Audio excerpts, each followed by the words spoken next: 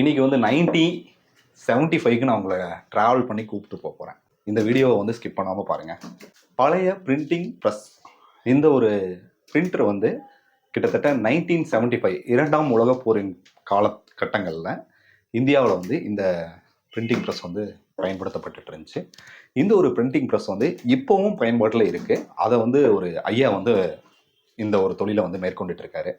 இந்த ஒரு வீடியோ வந்து இது வீடியோவாக பார்க்காம பல பேருக்கு இந்த வீடியோ ஸ்கேர் பண்ணுங்க. உள்ள வாங்க பார்க்கலாம். வணக்கங்க ஐயா. வணக்கம். ஐயா, உங்க பேரு, உங்களை பற்றிய ஒரு அறிமுகம். என் பேர் காதருங்க. தொழில் வந்து இதே தானே, printing, binding, main note book, school note book தயார் பண்ணிட்டு நாளடைவில் அதெல்லாம் அடிபட்டு போயிடுச்சு.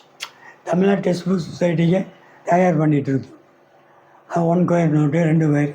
இப்போ அதெல்லாம் மாறி வந்து வெறும் பேஸ்டிங். முதல்ல நாங்கள் டீச்சிங் பண்ணுவோம், இப்போ அதெல்லாம் கிடையாதுங்க.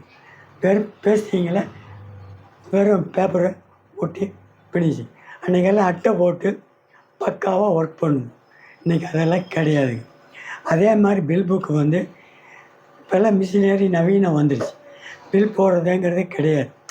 அப்போ நாங்கள் இந்த ஏனில் தான் நாங்கள் பிரிண்ட் பண்ணி பில் புக் தயார் பண்ணிகிட்டு இருந்தோம். கிட்டத்தட்ட நிறைய தொழிலாளிகள் இதை வச்சு குடும்பம் நடத்தினார். இன்றைக்கி நாளடைவில் எதுவுமே கிடையாது. 100 புக்கு அடிச்சிட்டு இருந்தவங்க இன்றைக்கி 2 புக்கு தான் அடிக்கிறாங்க. அந்த மாதிரி ஒரு சூழ்நிலை. டோட்டலாக அந்த தொழில் அழிஞ்சிடும். பேப்பர் தொழிலே டோட்டலாக இருக்காது. பேப்பர் இருக்கும், அதாவது பேப்பர் இருக்கும், குழந்தைகளுக்கு அது யூஸ் ஆகும். அதை நாள் படியில் பூரா கனிமயம் பண்ணி அது இது பண்ணிகிட்டு இருக்கிறாங்க. எழுதுகிற உத்தியோகம் இல்லாமல் போயிடும்.